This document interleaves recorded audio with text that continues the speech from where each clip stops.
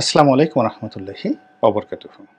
সম্মানিত দর্শক, আওয়ামী লীগ সরকার তথা শেখ হাসিনা সরকারের পতনের পর সারা দেশে সীমাহীন বিশৃঙ্খলা, অরাজকতা, চাঁদাবাজি, দখল, মানে যা কিছু ঘটছে প্রায় সব কিছুই নিয়ন্ত্রণের বাইরে।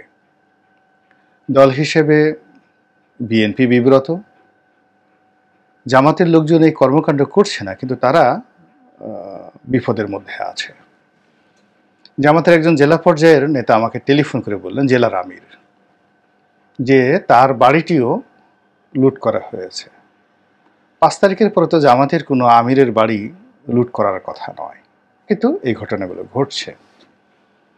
আমাদের দেশে যেটি হয় সেটি হলো, এক শ্রেণীর মানুষ রয়েছে যারা সবসময় উৎপেতে থাকে কখন কোন বাড়িতে আগুন লাগবে, কোন বাড়ি ভাঙা হবে, এবং সেই সময়টিতে চুরিচামারি করার জন্য মানুষ বসে থাকে।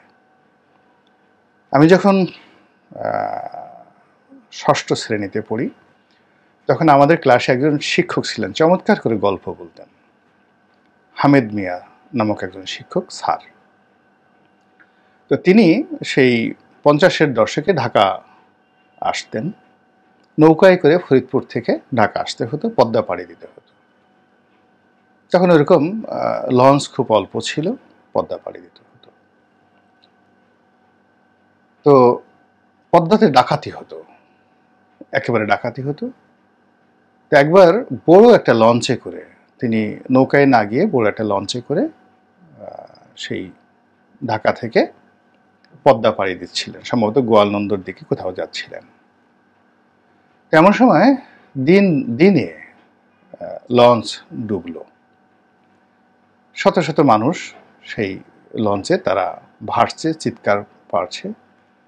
যার যার কাছে যে শেষ সম্বল, ওই সময়টাতে তো মানুষ জীবনের চেয়ে সম্পত্তিকে বেশি ভালোবাসত। কেউ কার কাছে একটা পুটলা ছিল, কার কাছে একটা পাতিল ছিল। তো একটা পুটলা, একটা পাতিল, কিংবা কারো কাছে একটা বালিশ ছিল। তো এইভাবে লোকজন ভেসে থেকে বাঁচার আকুতি জানাচ্ছিল। আর ডাকাতরা এসে এই নৌকা নিয়ে তাদের যে বৈঠা, সেই বৈঠার আঘাতে গুঁতো দিয়ে সেই কারো কাছে যে পাতিল ছিল, সেই পাতিল নিয়েছে, যে ভেসেছিল, সেই পাতিলটা নেওয়ার জন্য সে একটা মানুষকে এভাবে ডুবিয়ে মারত ডাকাতরা। তো এই অভাব এবং নির্মমতা আমাদের মধ্যে কিন্তু বংশ পরম্পরায় একেবারে রক্ত দ্বারা বাহিত। চিন্তা করেন যে একটা দরিদ্র মহিলা বা পুরুষ বা একটা ছেলে পদ্মা নদীতে একটা পাতিল, সেই পাতিল মানে সিলভারের পাতিল, বা ওই সময়টাতে বেশিরভাগ মানুষ করতো কি, ঢাকা থেকে যাওয়ার সময় একটা কলস নিয়ে যেত, পিতলের কলস। তো ডুবে গেছে, সেই কলস নিয়ে সে ভেসে আছে, আর তার মাথায় একটা বৈঠা দিয়ে বাড়ি দিয়ে তাকে মুহূর্তের মধ্যে মেরে জ্ঞান হারা করে তার কাছ থেকে কলসটা কেড়ে নেওয়া হচ্ছে। তা আমার যে স্যার হামেদ মিয়া, তিনি ওরকম একটা কলস নিয়ে ভেসেছিলেন। তো তিনি আল্লাহর কাছে দোয়া করলেন যে, আল্লাহ, তুমি আমাকে এমনি মেরে ফেলো, কিন্তু ওই যে বৈঠা দিয়ে আমার মাথায় একটা গুঁতো দিয়ে আমার কলসটা নিয়ে যাবে, এই দৃশ্য আমি দেখতে পাচ্ছি না। তো তিনি বলছিলেন যে ওরা কি মনে করে সবার শেষে এসে আমার কাছাকাছি এসে আবার আমাকে সে মারতে তারা পারল না। এর কারণ হলো, পদ্মা নদীতে অনেকগুলো স্রোত আছে, ঘোল হয়, মানে কুণ্ডলি পাকিয়ে ঘোল হয়। তো ওইরকম একটা কাছাকাছি জায়গাতে আমি ছিলাম, যেখানে ওরা মনে করলো যে ওখানে যদি আসে ওদের নৌকাটা অনেক দূরে চলে যাবে। এই আমি প্রাণে বেঁচে গেলাম। তো এই ছিল আমার শোনা গল্প। আর আমার নিজের বাস্তব অবস্থা হলো, আমার যে বাড়িটি আওয়ামী লীগ সরকারের শেখ হাসিনা ভাঙলো, নিজে বলতে গেলে হুকুম দিয়ে। তো সেই বাড়িটি যখন ভাঙা হলো, ওই বাড়ি থেকে মালামাল সরানোর জন্য শেখ হাসিনাকে যেভাবে 45 মিনিট সময় দিয়েছিল, আমাদেরকে ওরকম 45 মিনিট সময়ও দেওয়া হয়নি। তো অনেক দিনের পুরনো সংসার কিনা ছিল। গ্রামে একটা বাড়ি, সেই 8-10 বেডরুমের একটা বিশাল, আপনি অনেকে দেখেছেন সেই বাড়ি। সব রুমেই ফার্নিচার ছিল, মালামাল ছিল, টাকা ছিল, পারিবারিক অনেক দলিল দস্তাবেজ ছিল, সব কিছু ছিল, এসি ছিল, মানে অনেক কিছু ছিল। একদিকে হাজার হাজার মানুষ দাঁড়িয়ে সেই সরকারের তাণ্ডব দেখছে, আমার পরিবারের লোকজন কাঁদছে, হাউমাউ করে কাঁদছে, সাধারণ মানুষও কাঁদছে। আর এই গুন্ডা বদমাশ যারা আছে তারা কিন্তু ওই বাড়ি থেকে কে কোন মাল চুরি করবে সেটা পাল্লা দিয়ে যে যার মতো ঘুরে ঢুকে ওখান থেকে মাল সামানা বের করে দৌড়ে দৌড়ে পালিয়ে চলে যাচ্ছে।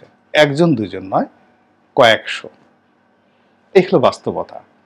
এর মধ্যে হয়তো এমন লোকও আছে যারা আমার দল করে বা আমার প্রিয়, কিন্তু আমার হয়তো ডাইনিং টেবিলটার প্রতি কারো লোভ ছিল, ফ্রিজের প্রতি কারো লোভ ছিল, মানে যে যার মতো করে মুহূর্তের মধ্যে 8টা বেডরুম, এই 8টা বেডরুমের যত জিনিসপত্র সব নিয়ে নেওয়া হলো। তো যাই হোক, এখন এই বাংলাদেশে যে অস্থির অবস্থা চলছে, এই একই ঘটনা দায় পড়ছে বিএনপির উপরে, যে বিএনপির লোকজন গর্ত থেকে বের হয়ে এসে এই অপকর্মগুলো করছে। কিন্তু বিএনপি এখানে অসহায়। আইন শৃঙ্খলা যারা রক্ষাকারী বাহিনী, পুলিশ কাজ করছে না, দাঁড়িয়ে দাঁড়িয়ে তামাশা দেখছে। আওয়ামী লীগের পরিবর্তে বিএনপির যারা লোকজন তারা গিয়ে থানায় ধর্ণা দিচ্ছে, বিএনপি আওয়ামী লীগের লোকজন দিচ্ছে, কিন্তু কোনো জায়গাতে আসলে আইন শৃঙ্খলা রক্ষাকারী বাহিনীর সহযোগিতা পাওয়া যাচ্ছে না। আর্মিও কাজ করছে না, পুলিশও কাজ করছে না, শুধু কোনো কোনো জায়গাতে আর্মি টহল দিচ্ছে, এই পর্যন্ত কিন্তু অ্যাকশনে যাচ্ছে না। এর ফলে এই অরাজকতা রীতিমতো মাৎসান নেয়, সিভিল ওয়ারের মতো জায়গাতে চলে গেছে। বড় মাছ ছোট মাছকে খাচ্ছে। কোথাও কোথাও আওয়ামী লীগ তো পালিয়ে চলে গেছে, বিএনপির লোক একজন আরেকজনের সাথে মারামারি করছে, এক গ্রুপ আর এক গ্রুপের সাথে মারামারি করছে। তো আর আইনশৃঙ্খলা রক্ষাকারী বাহিনী দেখছে এবং তাদের বিভিন্ন গোয়েন্দা সংস্থার মাধ্যমে কারা কারা এই কর্মকাণ্ড করছে সেইগুলো তারা তালিকা করছে এবং খুব নিখুঁতভাবে তালিকা করছে। আপনাদের মনে আছে যে আমাদের যে সামরিক গোয়েন্দা সংস্থা এনএসআই, ডিবি, এদের একটা সমন্বিত সেল একসাথে কাজ করে। তো এরই প্রেক্ষিতে বিএনপি যখন ক্ষমতায় এলো প্রথমবার, তারা অপারেশন ক্লিন হার্ট নামে একটি অপারেশন পরিচালনা করেছিল এবং 24 ঘন্টার মধ্যে সারা বাংলাদেশে যারা সকল অপরাধীদেরকে, একেবারে চিহ্নিত অপরাধীদেরকে, যারা মানে এক গ্লাস পানি খাওয়ার সময় পায়নি, ওইভাবে কিন্তু পুরো হৃদয় যেভাবে, হার্ট যেভাবে ক্লিন করে সেইভাবে বাংলাদেশকে সন্ত্রাসমুক্ত করেছিল সেনাবাহিনী। তো সেই সেনাবাহিনী বাংলাদেশে ডিপ্লয় করা আছে, তারা চুপচাপ বসে আছে আর চেয়ে চেয়ে দেখছে। এটা যেমন শেষ নয়, আবার তারা এগুলো দেখে ক্যান্টনমেন্টে ফিরে আসবে এবং এইভাবেই চলতে থাকবে, তাও শেষটা। এর কারণ হলো এই জিনিসগুলো যদি চলতে থাকে, সেনাবাহিনী, পুলিশ বাহিনীর অস্তিত্ব থাকবে না। তারা শুধুমাত্র একটা সুযোগ দিচ্ছে যে তুমি কতটুকু লাভ দিতে পারো, কতটুকু অপকর্ম করতে পারো এবং তুমি আসলে কি করতে পারো, এই সুযোগটা দিচ্ছে। এর কারণ হলো মানুষের ক্রোধ, অপকর্মের একটা নির্দিষ্ট লিমিট আছে, এই লিমিটটি সে মনের আনন্দ করে, তারপর উত্তেজনায় করে, তখন বাধা দিতে গেলে রক্তারক্তি হয়। এগুলো করতে করতে একটা মানুষ স্থির হয়। আর আইন শৃঙ্খলা রক্ষাকারী বাহিনীর ট্রেনিং হলো, পলিসি হলো, নীতিমালা হলো, এরকম যখন একটা স্থিরতা আসে তখন তাদেরকে কপ করে ধরা। যেমন একটা চোর যখন চুরি করে, সে কিন্তু একটা অ্যাডামেন্ট হয় যে তার অনেক চোরের কাছে খুর থাকে, ছোট ছুরি থাকে, ডাকাতদের কথা বাদ দিলাম, বা ডাকাতরা যারা ডাকাতি করতে যায়, তারা যখন ডাকাতি করতে যায় তাদের সঙ্গে একটা যে অস্ত্র থাকে সেটি নিয়ে তারা একটা যুদ্ধংদেহী মনোভাব তাদের কাজ করে, সামনে যারা আসবে তাদেরকে গুলি করা হবে, কোপ দেওয়া হবে।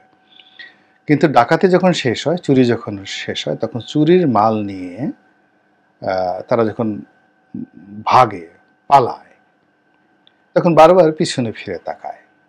আর তখন যদি ছোট্ট একটা মুরগি কখর কখর করে উঠে, অনেক চোরের পিলে চমকে যায়। একটা কুকুর যদি ঘেউ ঘেউ করে উঠে, তাদের অন্তরাত্মা কেঁপে যায়।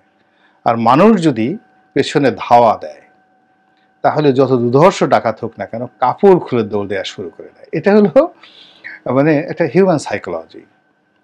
তো এখন যারা লুটপাট করছেন বাংলাদেশে, সেটা আওয়ামী লীগের হোক, বিএনপির হোক, জামাতের হোক, সাধারণ পাবলিক হোক, দুর্বৃত্ত হোক, যারা করছেন, এই দিন দিন নয়, খুব দ্রুত, আমি এটা আন্দাজ করে বললাম না, অঙ্ক কষে কষে বললাম যে খুব দ্রুত পুলিশ, বিজিবি, সেনাবাহিনী এবং এদের সঙ্গে যুক্ত হবে স্থানীয় যারা ভুক্তভোগী, তারা সব মিলিয়ে মাত্র 24 ঘন্টা, বেশি না, 24 ঘন্টা, অনলি 24 আওয়ার্স যে অভিযান চলবে, যৌথ বাহিনীর অভিযান চলবে, সেই অভিযানে মুহূর্তের মধ্যে ম্যাসাকার হয়ে যাবে।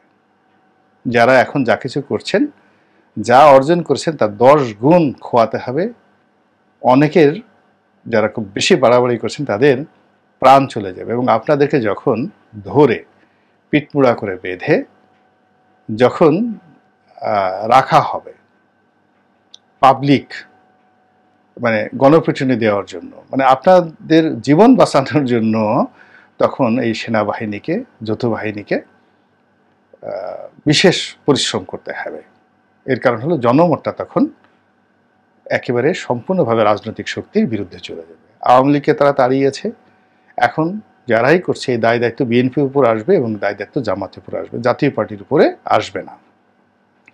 তো বিএনপি এবং জামাত এই এখন যে পুরো পাবলিকের যে সেন্টিমেন্ট, সেই সেন্টিমেন্টের বিরুদ্ধে যদি চলে যায়, তাহলে আর রাজনীতি থাকলো না।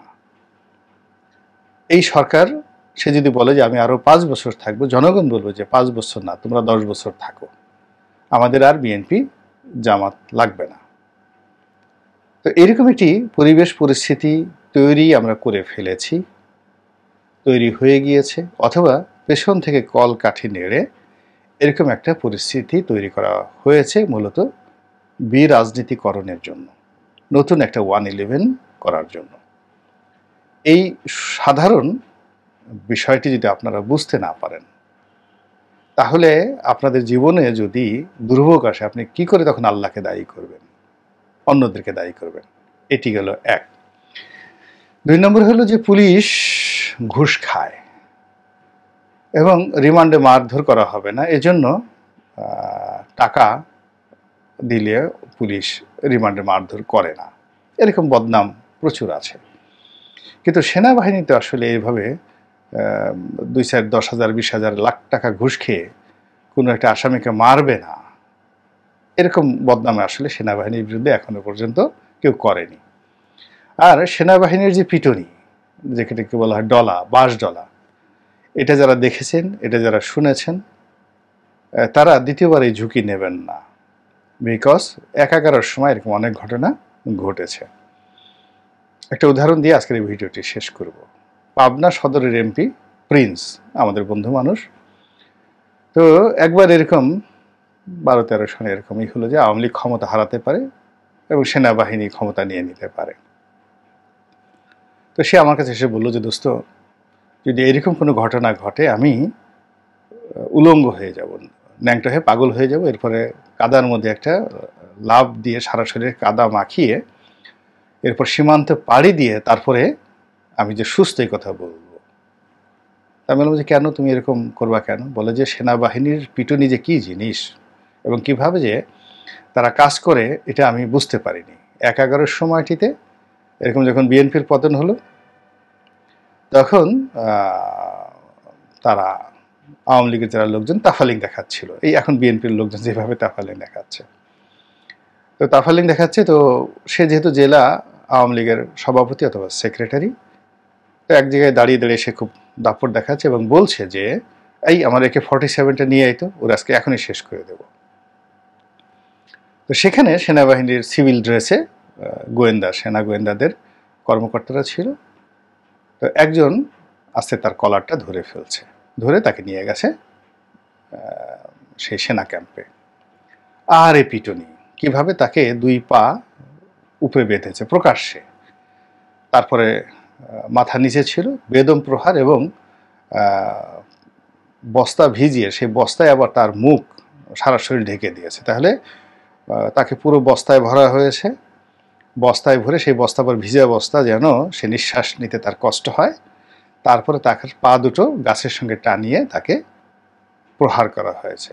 পাবনার এমপি প্রিন্স, জিজ্ঞেস করে দেখেন প্রিন্স বলবে গর্ব করে।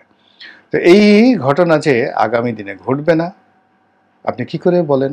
এর কারণ হলো প্রিন্স যে তাফালিং দেখাচ্ছিল তার চেয়ে 1000 ভাগ তাফালিং এখন সারা বাংলাদেশে ঘটছে।